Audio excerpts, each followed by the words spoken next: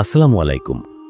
কখনো কি এমন হয়েছে আপনার সাথে গভীর ঘুম থেকে হঠাৎ করে ঝাঁকুনি দিয়ে জেগে উঠলেন আর মনে হলো যেন কত দূর থেকে এক লম্বা সফর শেষে আপনি নিজের শরীরে ফিরে এলেন?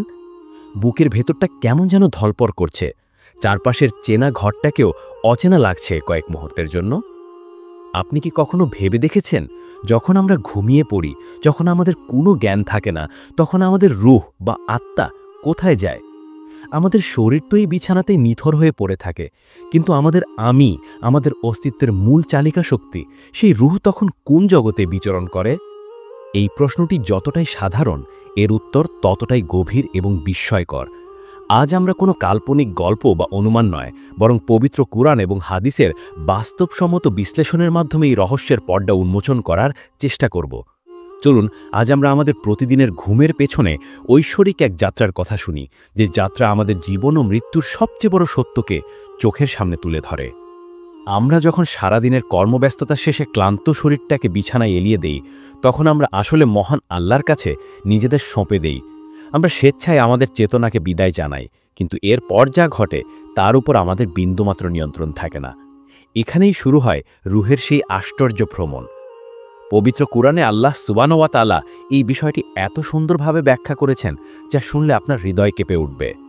সূরা আজ-জুমারের ৪২ নম্বর আয়াতে মহান আল্লাহ বলেন, আল্লাহই প্রাণহরণ করেন জীবসমূহের, তাদের মৃত্যুর সময়, এবং যারা মরে না তাদের নিদ্রার সময়।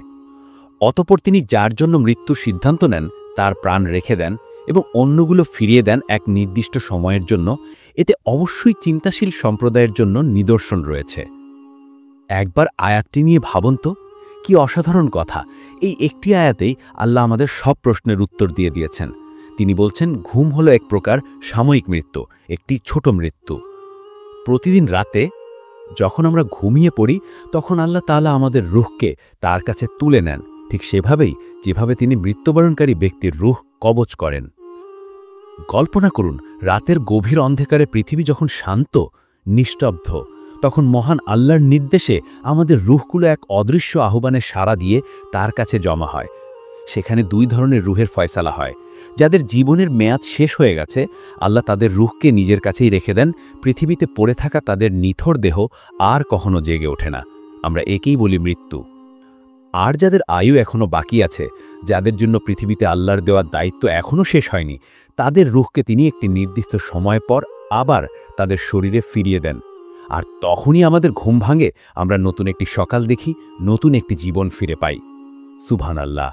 ভেবে দেখুন, প্রতিদিন সকালে আমাদের ঘুম থেকে জেগে ওঠাটা আসলে কত বড় একটা নেয়ামত। এটা কোনো সাধারণ জৈবিক প্রক্রিয়া নয়, এটা মহান আল্লাহর পক্ষ থেকে আমাদের জন্য একটি নতুন সুযোগ, একটি নতুন জীবনদান। এজন্যই আমাদের প্রিয় নবী হযরত মুহাম্মদ সাল্লাল্লাহু আলাইহি ওয়াসাল্লাম আমাদের শিখিয়েছেন ঘুম থেকে ওঠার পর এই দোয়াটি পড়তে, আলহামদুলিল্লাহিল্লাযী আহিয়ানা বাদামা আমাতানা ওয়া ইলাইহিন নুশুর। এর অর্থ হল, সমস্ত প্রশংসা সেই আল্লাহর জন্য, যিনি আমাদের মৃত্যুর পর পুনরায় জীবনদান করলেন এবং তারই দিকে আমাদের পুনরুত্থান হবে। দেখুন, এই দোয়ার প্রত্যেকই শব্দ ঘুমের ঐশ্বরিক সত্যকে স্বীকার করছে। আমরা বলছি মৃত্যুর পর জীবন দেওয়ার জন্য শুকরিয়া। তার মানে প্রতিটা ঘুমই আমাদের জন্য পরকালের একটি ছোট মহড়া। এখন প্রশ্ন আসতে পারে, রূহ যদি আল্লাহর কাছেই থাকে, তাহলে আমরা স্বপ্ন দেখি কিভাবে? এই বিষয়টিও ইসলাম খুব সুন্দরভাবে ব্যাখ্যা করেছে। ঘুমের মধ্যে আমাদের রূহ যখন আল্লাহর নিয়ন্ত্রণে থাকে, তখন সে এক ভিন্ন জগতে অবস্থান করে, আর সেই সময়টাতেই আমরা স্বপ্ন দেখি। হাদিস থেকে আমরা জানতে পারি যে এই স্বপ্নগুলো বিভিন্ন রকমের হয়। কখনো কখনো আমরা খুব ভালো এবং সুন্দর স্বপ্ন দেখি, যা মূলত আল্লাহর পক্ষ থেকে দেখানো হয়। এগুলি অনেক সময় ভবিষ্যতের কোনো সুসংবাদ বা ভালো কিছু ইশারা বহন করে, যেমন নবী হযরত ইউসুফ আলাইহিসসালাম স্বপ্নের মাধ্যমেই তার ভবিষ্যতের সুন্দর আভাস পেয়েছিলেন। আবার কখনো কখনো আমরা খুব খারাপ বা ভয়ঙ্কর স্বপ্ন দেখি, যা শয়তানের পক্ষ থেকে আমাদের মনে ভয় বা কষ্ট দেওয়ার জন্য আসে। শয়তান মানুষকে চিন্তিত করতে বা মনে কষ্ট দেওয়ার জন্যই এই দুঃস্বপ্নগুলো দেখায়। অন্যদিকে এমন কিছু স্বপ্ন আছে যা আসলে নতুন নয়, বরং আমাদের নিজেদের সারাদিনের কাজকর্ম বা চিন্তাভাবনারই একটি প্রতিচ্ছবি। আমাদের অবচেতন মন ঘুমের মধ্যে সেই বিষয়গুলোকেই এলোমেলোভাবে আমাদের সামনে সাজিয়ে দেখায়। সুতরাং ঘুমের মধ্যে আমাদের রূহের অভিজ্ঞতাগুলোই স্বপ্ন হয়ে আমাদের সামনে আসে। তাহলে মূল কথাটি কি দাঁড়ালো? মূল কথাটি হলো ঘুম কোনো সাধারণ ঘটনা নয়, ঘুম হলো স্রষ্টা ও সৃষ্টির মধ্যেকার এক বিস্ময়কর সম্পর্ক। প্রতি রাতে আমরা মহান আল্লাহর কাছে আমাদের সবচেয়ে মূল্যবান সম্পদ, আমাদের রূহকে আমানত রাখি, আর তিনি পরম দয়ায় প্রতিদিন সকালে সে আমানত আমাদের ফিরিয়ে দেন, যেন আমরা নতুন করে জীবন শুরু করতে পারি, আমাদের ভুলগুলো শুধরে নিতে পারি, আরও কিছু ভালো কাজ করার সুযোগ পাই। একবার ভেবে দেখুন, সাহাবীরা যেমন হজরত ওমর রাদিয়াল্লাহু আনহু ঘুমাতে যাওয়ার আগে কিভাবে প্রস্তুতি নিতেন। তারা মনে করতেন এই ঘুমই হয়তো তাদের শেষ ঘুম হতে পারে, তাই তারা আল্লাহর কাছে ক্ষমা চেয়ে নিজেদের সমস্ত হিসাব নিকাশ মিটিয়ে ঘুমাতে যেতেন। আমাদেরও কি ঠিক সেভাবে ঘুমানো উচিত নয়? আমরা কি জানি আজ রাতে ঘুমালে কাল সকালে আমরা আবার জাগতে পারবো কিনা? সেই নিশ্চয়তা তো স্বয়ং আল্লাহ ছাড়া আর কেউই দিতে পারেন না। তাই প্রতিটি রাতই আমাদের জন্য একটি সুযোগ আল্লাহর কাছে ফিরে যাওয়ার প্রস্তুতি নেওয়ার। আমার প্রিয় ভাইয়েরা ও বোনেরা, পরের বার যখন ঘুমাতে যাবেন তখন এই কথাগুলো একবার ভেবে দেখবেন।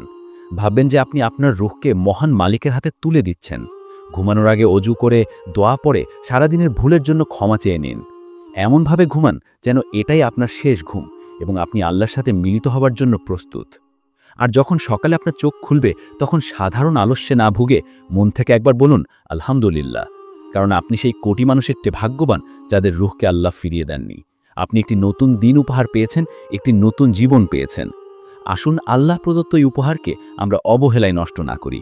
প্রতিটি সকালকে নতুন করে শুরু করি আল্লাহর প্রতি কৃতজ্ঞতায়, ভালোবাসায় এবং তার দেখানো পথে চলার প্রতিজ্ঞায়। যদি আজকের এই আলোচনা আপনার হৃদয়ে সামান্যতম নাড়া দিয়ে থাকে, যদি ঘুমের পেছনের এই গভীর সত্যটি আপনাকে আল্লাহর মহত্ব নিয়ে নতুন করে ভাবতে শেখায়, তাহলে এই বার্তাটি আপনার প্রিয়জনদের মাঝে ছড়িয়ে দিন। ভিডিওটি তাদের সাথে শেয়ার করুন যেন তারাও ঘুমের এই আধ্যাত্মিক তাৎপর্য সম্পর্কে জানতে পারে। আমাদের চ্যানেলটি সাবস্ক্রাইব করে রাখুন যেন কুরআনের এমন বাস্তবসম্মত ও জীবন ঘনিষ্ঠ আলোচনাগুলো আপনার কাছে নিয়মিত পৌঁছাতে পারে। আপনার একটি শেয়ার হয়তো কারো দিন বদলে দেওয়ার কারণ হতে পারে। মহান আল্লাহ আমাদের সবাইকে তার মহত্ব বোঝার এবং প্রতিটি মুহূর্তে তার প্রতি কৃতজ্ঞ থাকার তৌফিক দান করুন। আসসালামু আলাইকুম।